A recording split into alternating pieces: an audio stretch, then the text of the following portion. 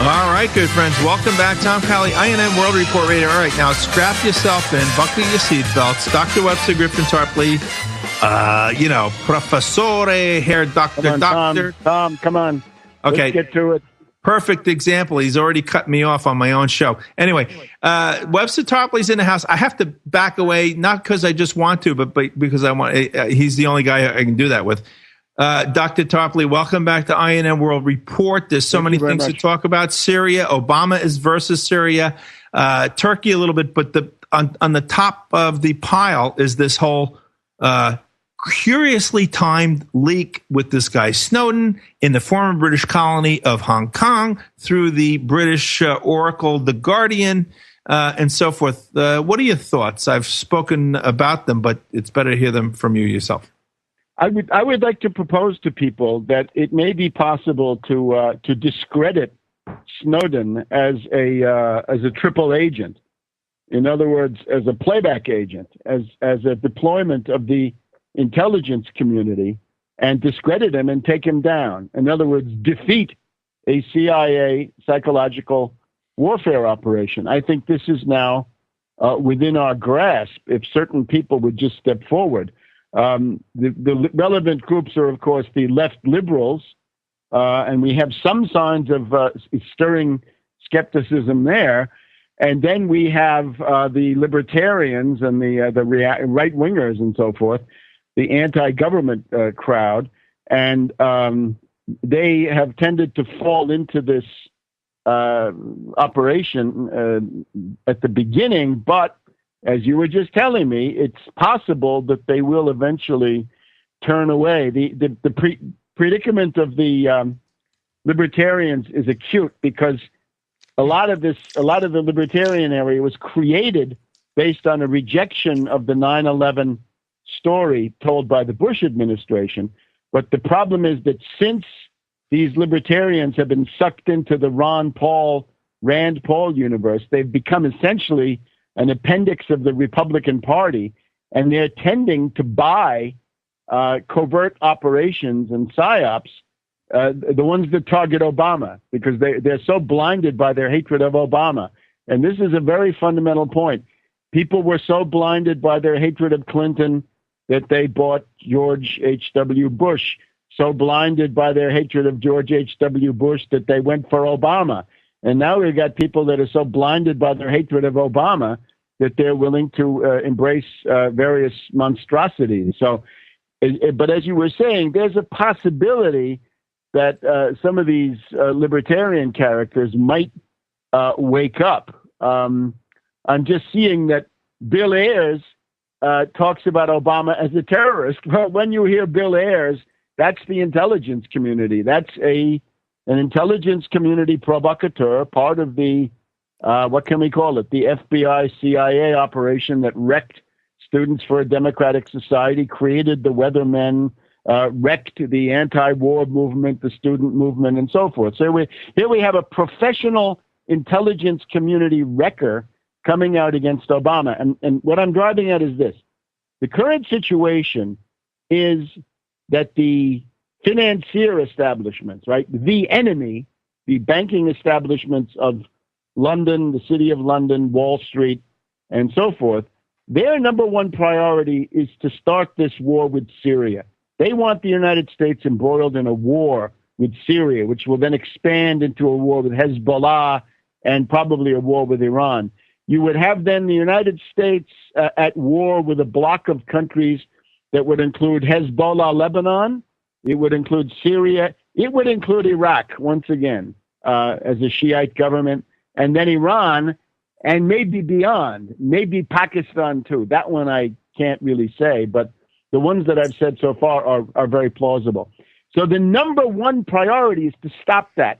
The number one priority is to not go out and have conniption fits and become hysterical about snooping and spying that you've known about for the best part of 10 years. In other words, the NSA, right? Well, we know we had warrantless wiretap under Bush, and now we have wiretaps with warrants under Obama, probably more of them. That seems to be the idea. I don't really know. And then that they read your your email. Well, we know that, don't we? I can't think of any person who's not a complete cretin who hasn't not assumed since about 2005 or even 2004, since the passage of the Patriot Act, you basically figured that they're reading all those things.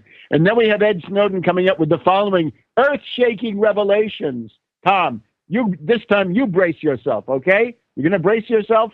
Do you realize that when there are international conferences in Great Britain, the British government, through GCHQ Cheltenham, which is, of course, the Siamese twin, in some ways, of the National Security Agency. They share the same spinal cord. They have that coaxial cable or fiber optic backbone. The biggest fiber optic tube in the world goes between those two. In theory, whatever Cheltenham knows in real time, GCHQ, whatever that they know, then that is known immediately in NSA in Fort Meade, Maryland. In theory, because I always, the British undoubtedly withhold things, and maybe the U.S. does too. But do you realize, Tom, that when there are international conferences, they spy on those international conferences? And right here in my city, New York, whenever the UN gets together, they got hotel rooms bugged, everything. You know, yeah. And another one. There's another real shocker. Let's see if I can just remember what this one is. That the United States hacks into Chinese assets. Can you imagine that? I talk to people who are responsible for computer systems at fairly large institutions, and they tell me that they get hacked in a determined, systematic, repeated way by sources from China basically all the time, especially institutions of higher learning with a research dimension. The Chinese are hacking into those the whole time. So we've known, I'd say, since about... Or at least it looks like the Chinese are hacking. It could be Westerners hacking with a Chinese garb. No, I think there's pretty good possibility that the Chinese are hacking. Doesn't have to be the Chinese government, but that there are Chinese hackers, this is for sure, and that the Chinese government does nothing to shut it down. I think that's also for sure. But can you imagine that the U.S. hacks back? In other words, this is the secret of the... I can't imagine that the U.S. does not hack back. In fact, I can't imagine that the U.S. did not hack first. Maybe. It's possible. I don't know. He who hacks first hacks last. That's a chicken and egg problem. But in other words, this character Snowden, this bombastic, self-righteous, self-promoting character with his sentences, he's ready to die for the country, and he's perfectly aware that this wonderful existence that he got for himself is all going to be lost, and that and then his exaggerations. That's the other thing about Snowden, is his exaggerations are it's like listening to Sean Hannity, right? If you tune into Sean Hannity in the afternoon, he'll say, "Do you realize that the Social Security lockbox is empty?" Well, it's not empty. We have, at the current rate, the Social Security system can pay the benefits well into the 30s, right? Into the 2030s, right? 2034, 2035, I think it was. And Medicare has another 13 or 14 years in it too, just at the current levels. Or he'll say, the stimulus didn't do a damn thing. Well, that's very sweeping. It must have done something, and I think it actually did do something, although it didn't. It certainly didn't create a recovery. So if you listen to Snowden, he talks in a way that will be appealing to a reactionary, right-wing, low-information listener, somebody who's accustomed to Limbaugh, Hannity, and people like this. Like he'll say, "Do you realize that I was a lowly analyst, but I could tap anybody's phone and read anybody's email, even the president." So the slippery slope. You get the hold on. Point of order. I have not certainly researched it as much as I'm sure you have. I didn't get that he was a lowly analyst. I thought he was some sort of a systems programmer or something like that. Well, all right, fine. Call him whatever he was, right? No. There's a difference. Webster. He might have gotten to middle management. Anyway. No. Wait. Webster, point of order, personal experience here. When you develop a system for people, okay, you have to have the highest level access to the system because you're writing the system, you're creating the system, you have to test the system. Yeah, but wait, that's not what he says. He says that any analyst can read anything. That's what he says. Check it. He says any analyst. Well, if the security of the system has been left wide open like that, yeah, sure. Fine. The point is that he's making wild exaggerations, which I don't think are they're suspect. Anyway, this is not even the main point. The general idea, though, is that this person is a triple agent. At the bottom level, or the most obvious, he's an NSA CIA agent. He's a U.S. government agent. Okay. Then he becomes a defector, a whistleblower, some say a traitor working for the Chinese Wu Jin intelligence agency, whatever it is. But my thesis is he's a triple agent. In other words, his loyalty is filled with Langley, for whom he is carrying out a precious function. And what is it? Look at the timing. It was on Wednesday, the 5th of June, that the city of Qusair fell, the main fortress of the Syrian terrorist death squad, the opposition to Assad. And this was crushed by Hezbollah and the Syrian army in a vice. The thing was encircled, and large numbers of terrorists were killed.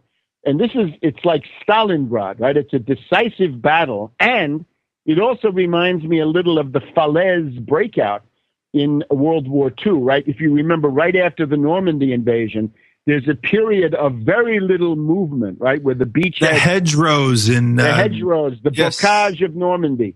So it doesn't go anywhere for about 2 months, right? All of June, all of July, well into August. There's almost, at least to the end of July. And then all of a sudden, there's this breakout at Falaise, and the German army is not thrown back, 10 miles or 20 miles, but really all the way to eastern France and practically to the German border and the border of the Netherlands and so forth. And that's what you see in Syria right now, that the terrorists have been driven back on Aleppo, which is a couple of 100 miles to the north, right? It's way north. So they've lost the entire area of central Syria has been lost to these death squad killers. That's a perfect point to hold. Yes, it's very interesting. Hold, please, Dr. Tarpley. We'll be right back with Webster. Just getting started. Another 45 minutes with him right after this. All right, good friends. Yes, we can. We can make it if we try. And part of that trying is to reject the swill that you're being served up by the conventional, the corporate media, even the left alternative media. You got to check yourself. Do a gut check in your institutions, in your college education. Are you learning this kind of stuff? Dr.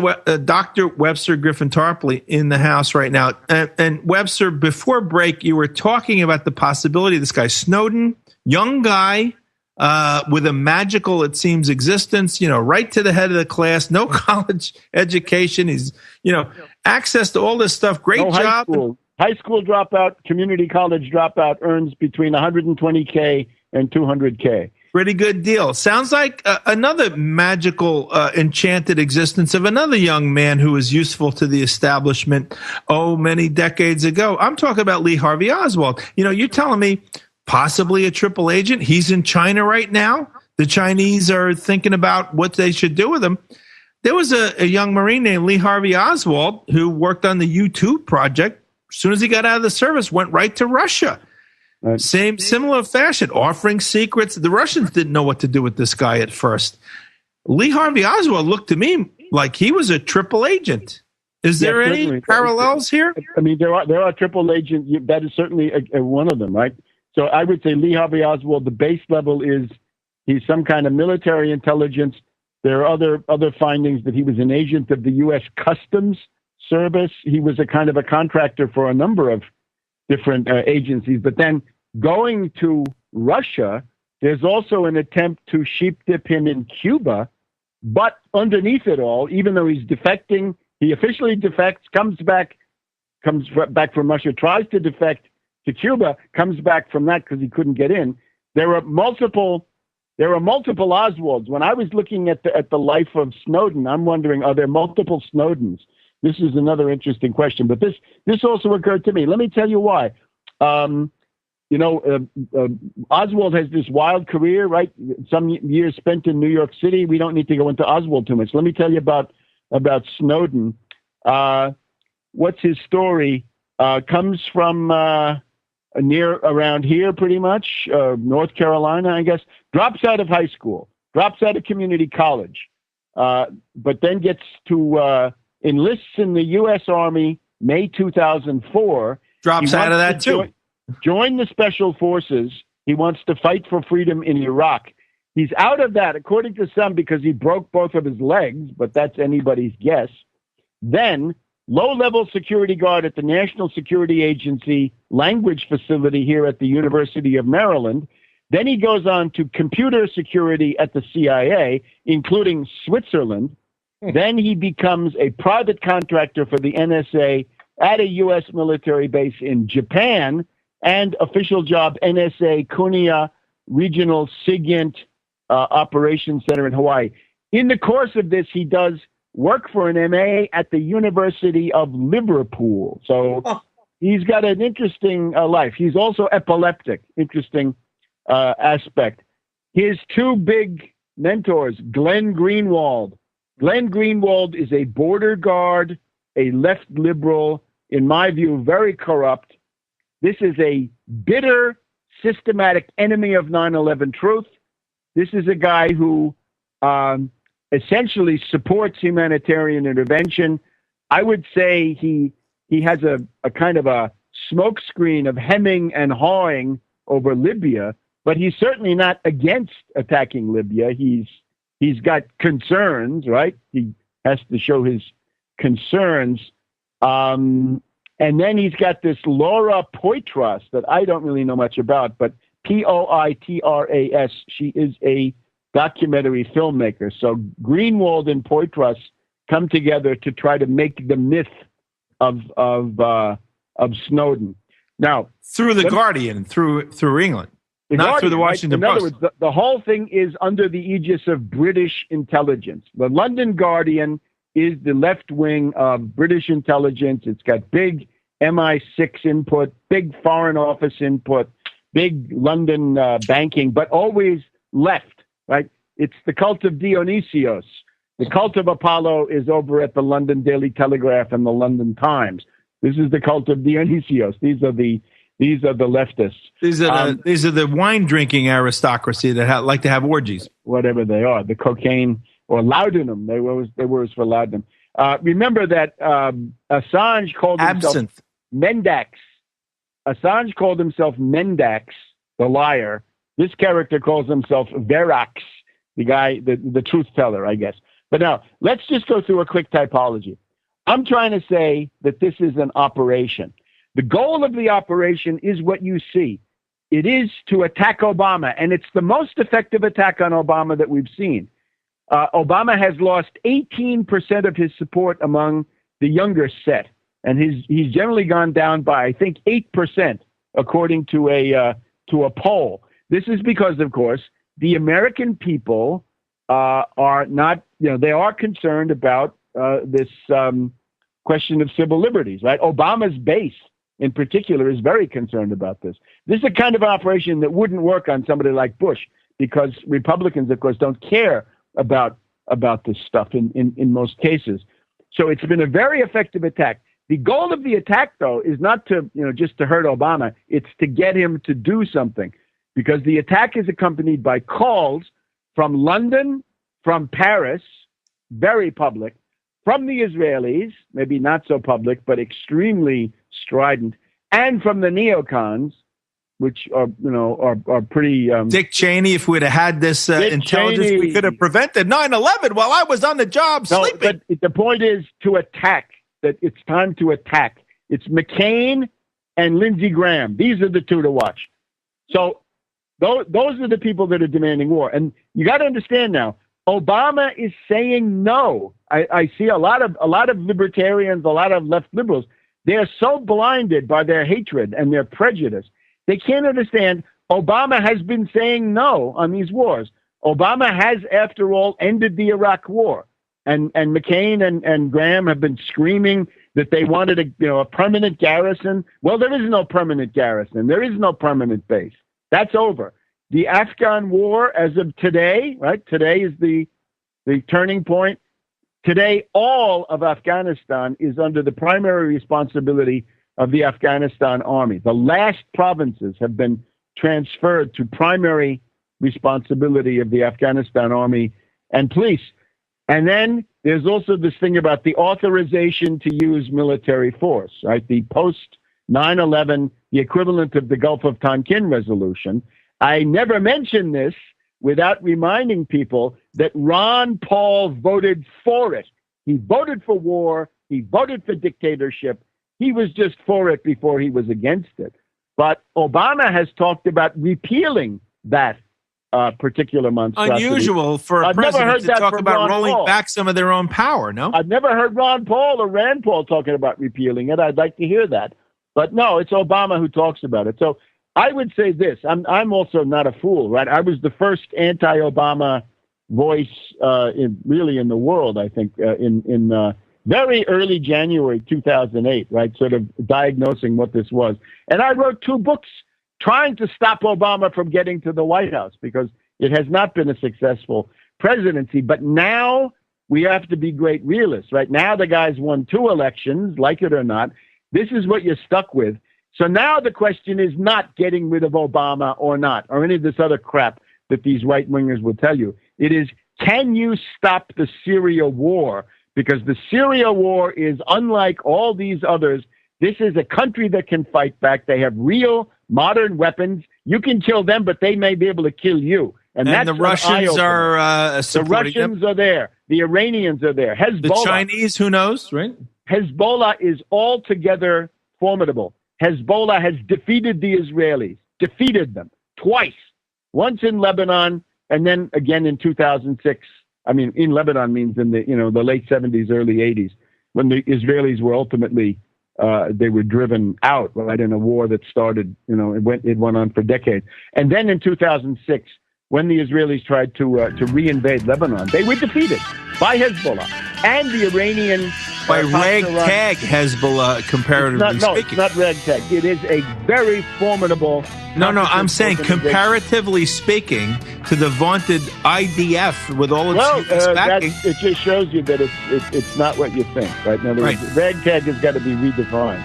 Well, hold on. Comparatively. Hold on. Friends, Webster Tarpley, interesting as always. Right back with him just after these messages. All right, good friends. Welcome back. Tom Kiley, I.N.N. World Report. Let's go. We got another half hour with Dr. Tarpley. He'll set your hair on fire, which is something that certain, dedicated FBI agents had, they claim, when it came pre 9/11 to try to warn the country. But thanks to people like, Dick Cheney, that hair fire was put out. No, it's being put back on again. Dr. Webster Tarpley.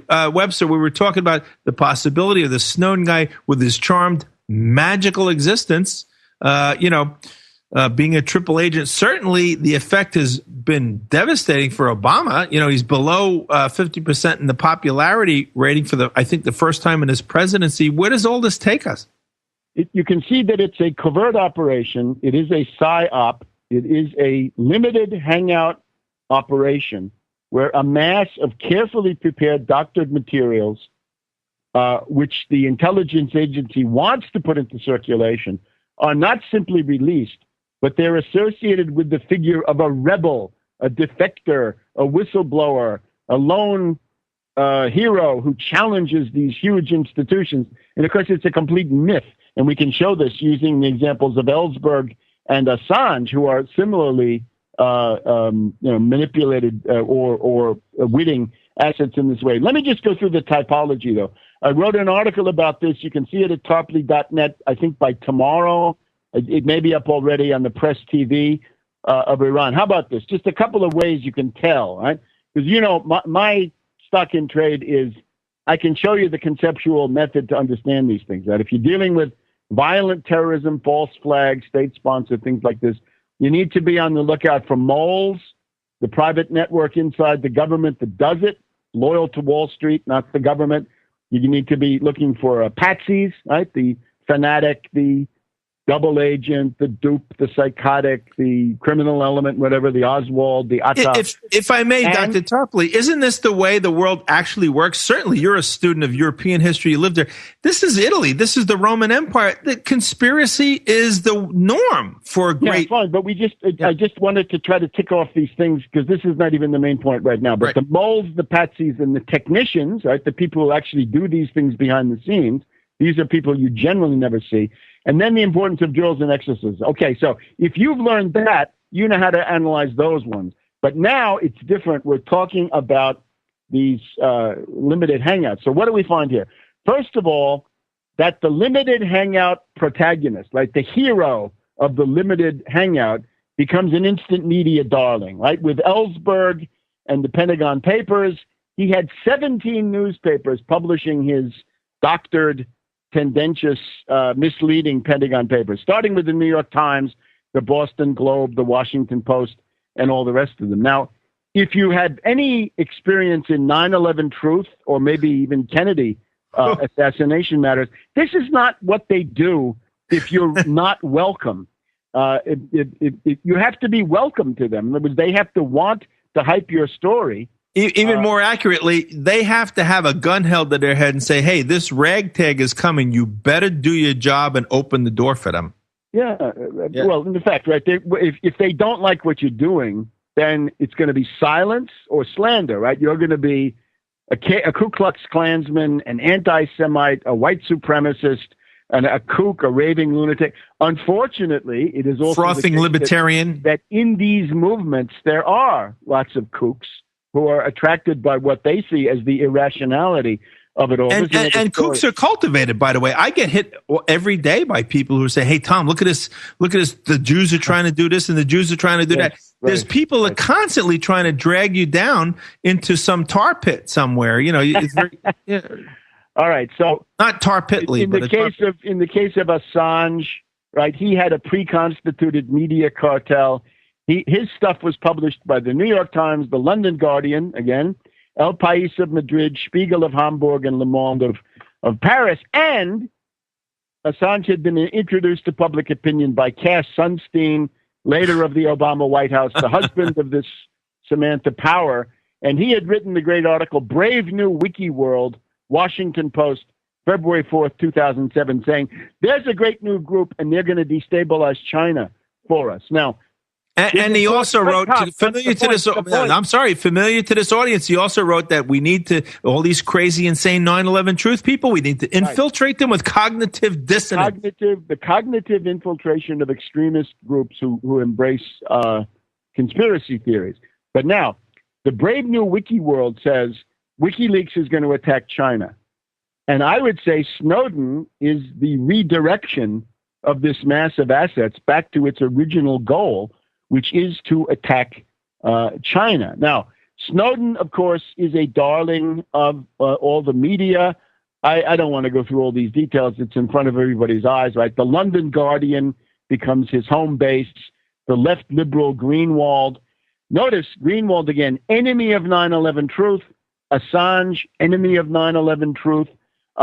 We've just had the endorsement of Snowden by this Norman Solomon, who is another big border guard type, right? A gatekeeper, anti-9/11 truth. So they're very selective about the covert operations they're interested in and the ones where you become crazy. In other words, these are people who are right on the border and they want to avoid the messy questions where you might become a conspiracy theorist, because that for them is the worst of all possible worlds. Well, it's the end of their funding.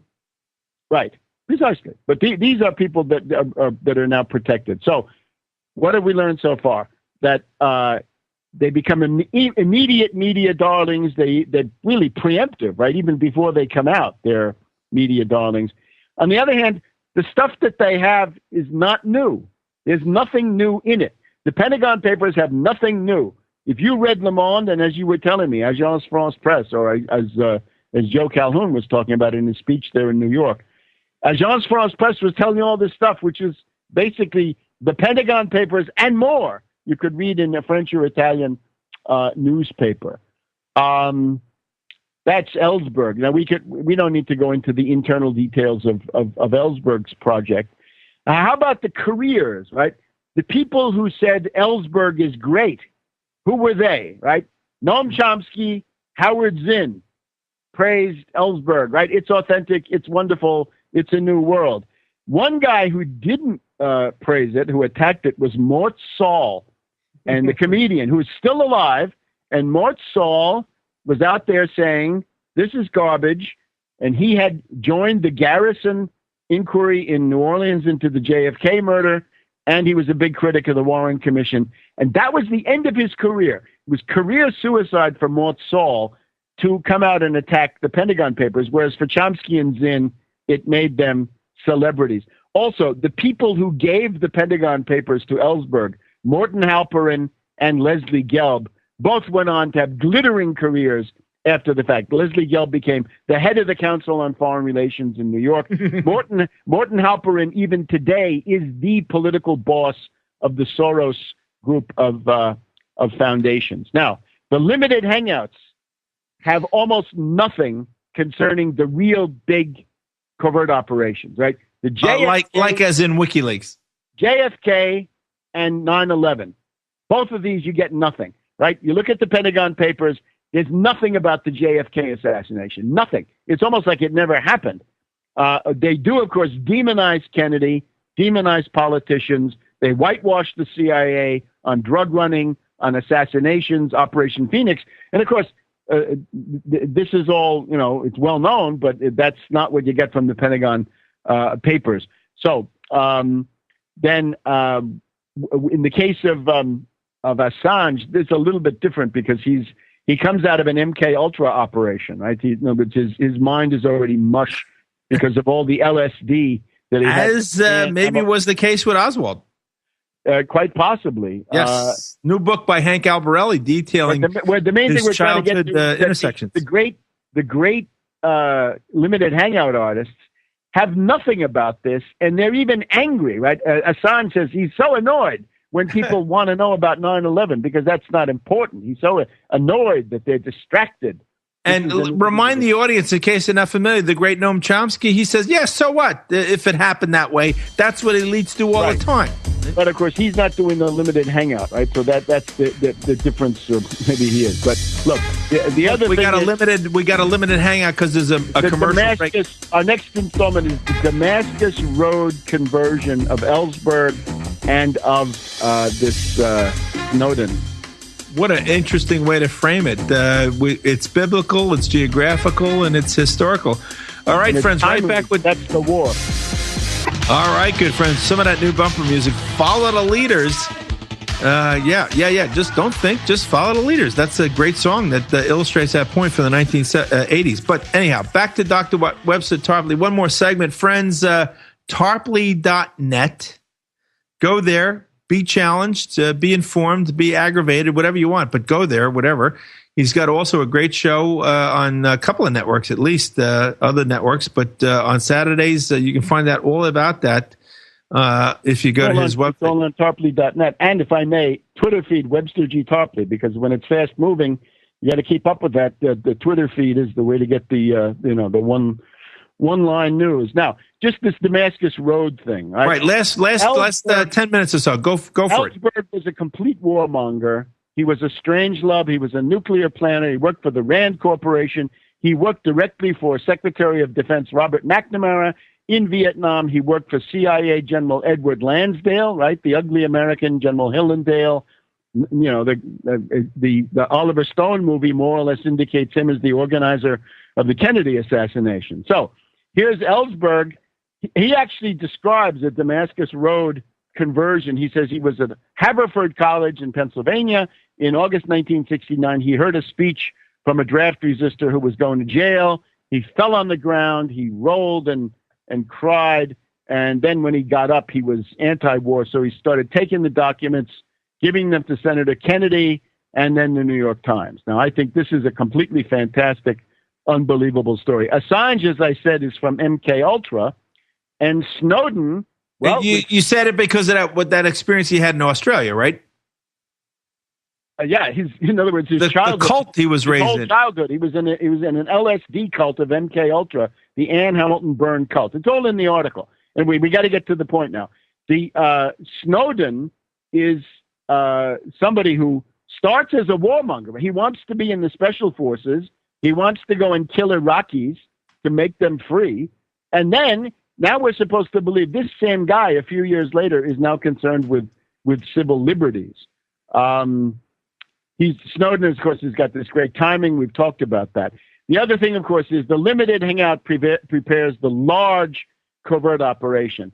The Pentagon Papers are the direct preparation of Watergate, and most people don't understand still what Watergate was. You have these leaks. Kissinger goes to Nixon, says, we got to stop the leaks, create the plumbers. Nixon foolishly creates the plumbers. Who do you get in the plumbers? Top CIA agent Howard Hunt, top CIA communications man James McCord, FBI thug G. Gordon Liddy. Along comes Woodward of the Office of Naval Intelligence, having served on the president's floating command post. Who just happens to be in the court that night when these guys are brought through. Top secret security clearance and all that. So then what you get then is a scandal that weakens the presidency much more than just Nixon, right? So we're still dealing with the weakening of the presidency, because that's really the explanation. A lot of people think it's a strong presidency. It's not. It's pathetically weak. Assange, of course, it's the Arab Spring. But look, as a result of Assange's dump, nobody from U.S., Britain, Israel, no politician is ruined. No covert operation is blown. Who are the targets? Ben Ali of Tunisia, Gaddafi of Libya, Mubarak of Egypt, Saleh of Yemen, Assad of Syria, all of them gone except Assad. Maliki of Iraq was targeted, Karzai of Afghanistan, Rodriguez Kirchner of Argentina, Berlusconi of Italy, who was ousted, and Putin of Russia. They tried to get him, but he was too much for them. So now the question is, what's the covert op with Snowden? And we can see it's the Syria war. In other words, immediately short term, weaken Obama, destroy Obama's relation with his base, cut him adrift, and put him in a situation where he has no choice but to follow the orders from London and from Paris. And I urge you to look at the recent statements of Zbigniew Brzezinski, who is at this moment anti-wider war in Syria, right? You have to understand also. Always enigmatic, usually because it's not his idea, right? No, it's a different policy. There's one policy that says drones, targeted assassination, cyber warfare, economic sanctions. That's a low-risk policy. Lead from behind. Let France attack Libya. Let Turkey attack Syria, but not you, not the U.S. Don't do it. Let them do it. Make them do it. Lead them from behind. And then the other policy is what, of course, Britain and France and the neocons and the Israelis want is U.S. attacks Syria big time, 1 month or more of air war, right? 1 month if they're lucky, and planes shot down, I assure you, and warships sunk, very likely. And munitions expended, and munitions having to be repurchased by the cartels. Yeah, it's that does come into it, but it's mainly that they want world domination, and then these other interests pile on. Now, the other thing is China, right? You can see that the revelations, what he says, the U.S. is hacking China.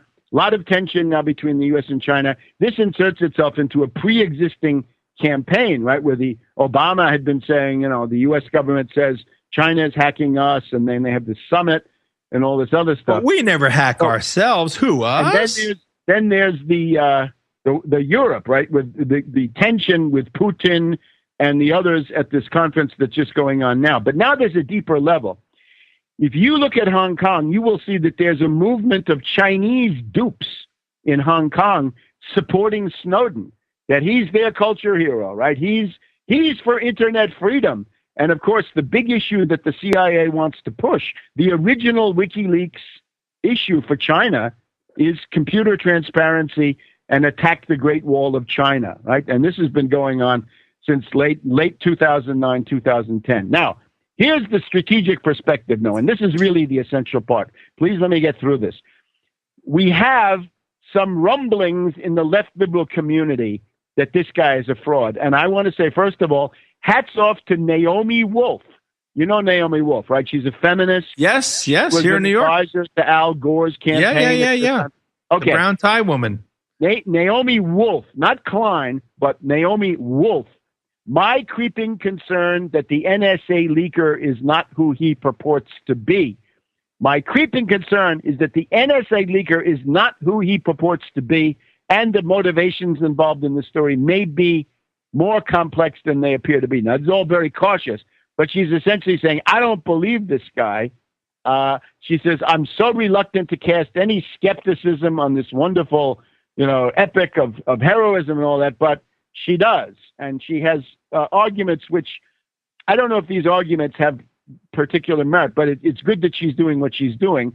There's also a guy, he calls himself Willie Loman, and he writes about, let's see, this guy's name is Scott Creighton. I have no idea who this is. I don't know who he is either, but I just reposted one of his things where Douglas Valentine deconstructed, Jeremy Scahill's so-called investigative thing. Yeah, so go ahead. Maybe this has some merit. So essentially what this guy points to is that Greenwald, right, the journalist, right, the Bob Woodward of this thing, Greenwald in the 90s worked for Wachtell, Lipton, Rosen, and Katz.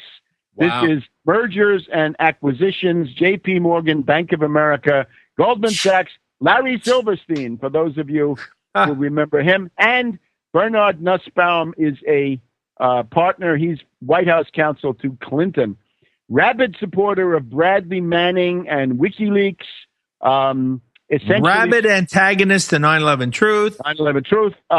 Ultimately, after much angst, he supports the attack on Libya, certainly doesn't oppose it, accepts the Boston events at face value, is on with Bill Moyers.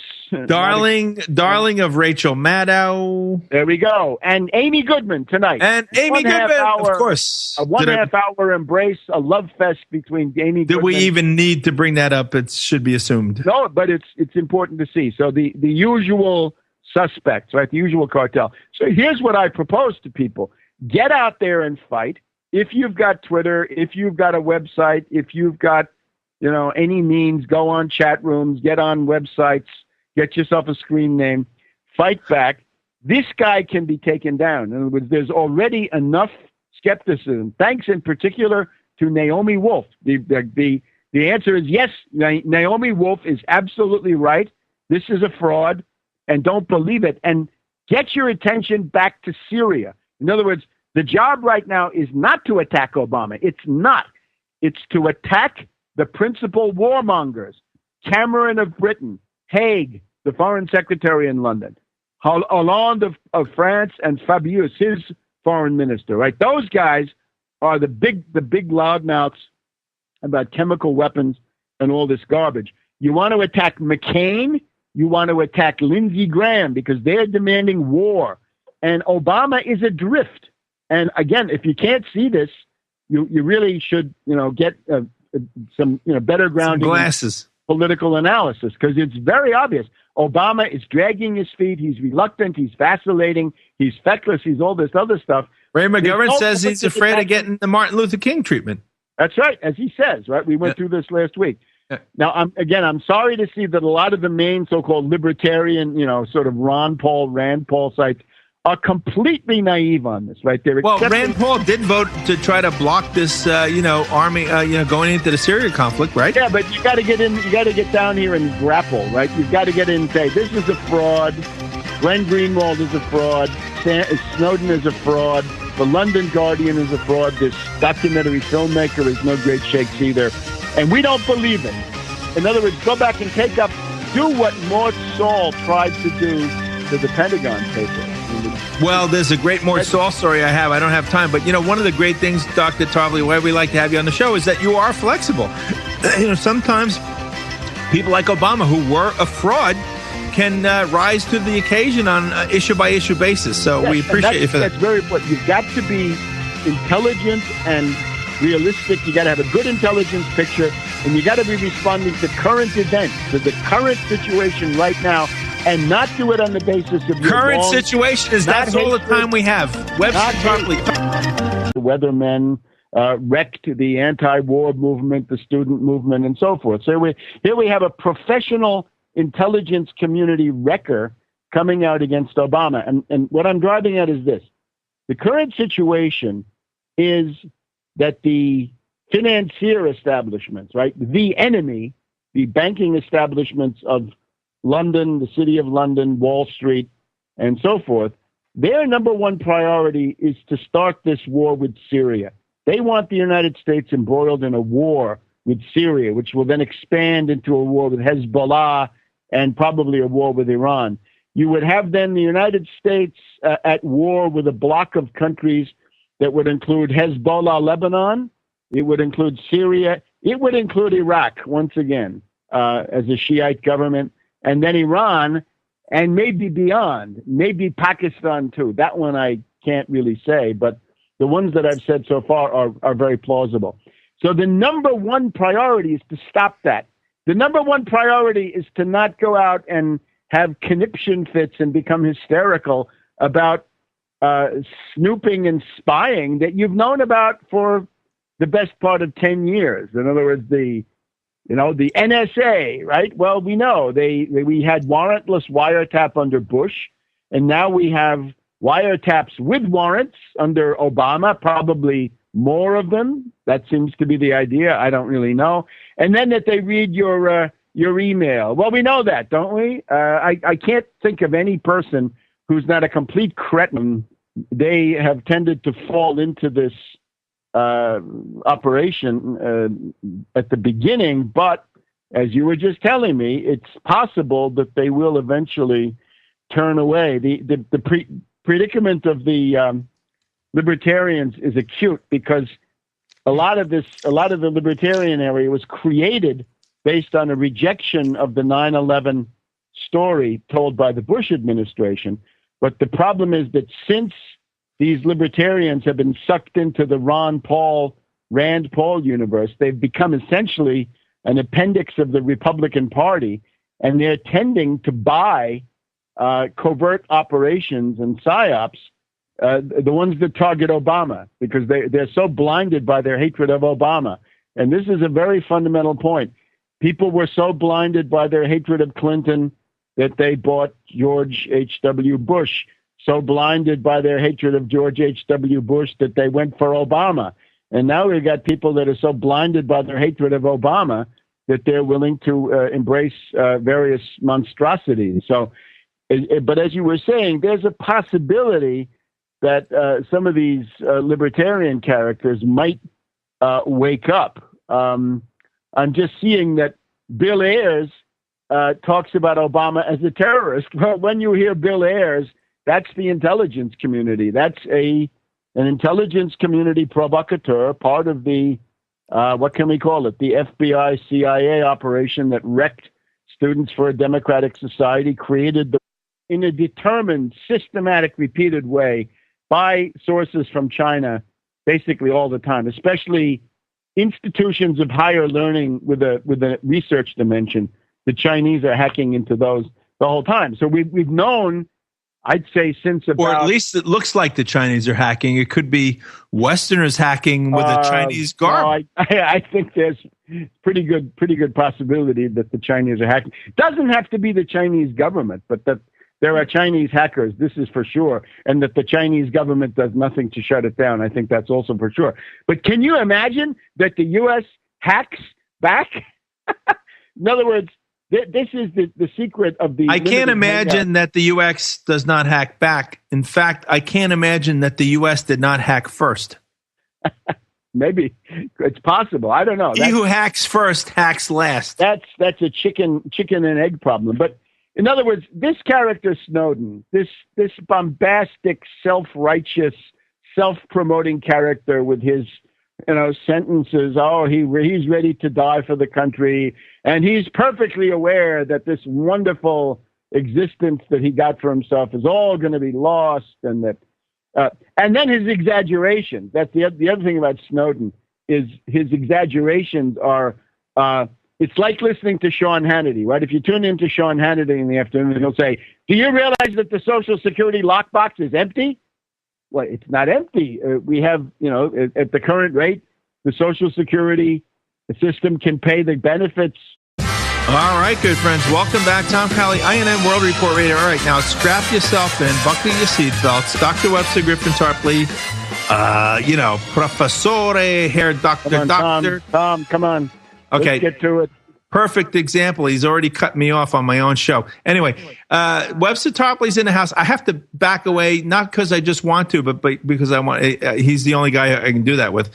Dr. Tarpley, welcome back to I.N.N. World Report. There's so many things to talk about. Syria, Obama is versus Syria, Turkey a little bit, but on the top of the pile is this whole curiously timed leak with this guy Snowden in the former British colony of Hong Kong through the British Oracle, The Guardian, and so forth. What are your thoughts? I've spoken about them, but it's better to hear them from you yourself. I would like to propose to people that it may be possible to discredit Snowden as a triple agent. In other words, as a playback agent, as a deployment of the intelligence community, and discredit him and take him down. In other words, defeat a CIA psychological warfare operation. I think this is now within our grasp if certain people would just step forward. The relevant groups are, of course, the left liberals, and we have some signs of stirring skepticism there. And then we have the libertarians and the right wingers and so forth, the anti-government crowd, and who hasn't not assumed since about 2005 or even 2004, since the passage of the Patriot Act. You basically figured that they're reading all those things. And then we have Ed Snowden coming up with the following earth-shaking revelations. Tom, this time you brace yourself, okay? You're going to brace yourself? Do you realize that when there are international conferences in Great Britain, the British government, through GCHQ Cheltenham, which is, of course, the Siamese twin, in some ways, of the National Security Agency. They share the same spinal cord. They have that coaxial cable or fiber optic. The biggest fiber optic tube in the world goes between those two. In theory, whatever Cheltenham knows in real time, GCHQ, whatever that they know, then that is known immediately in NSA. In Fort Meade, Maryland, in theory, because I always, the British undoubtedly withhold things, and maybe the U.S. does too. But do you realize, Tom, that when there are international conferences, they spy on those international conferences? And right here in my city, New York, whenever the UN gets together, they got hotel rooms bugged, everything. Yeah. And another one, there's another real shocker. Let's see if I can just remember what this one is. That the United States hacks into Chinese assets. Can you imagine that? I talk to people who are responsible for computer systems at fairly large institutions, and they tell me that they get hacked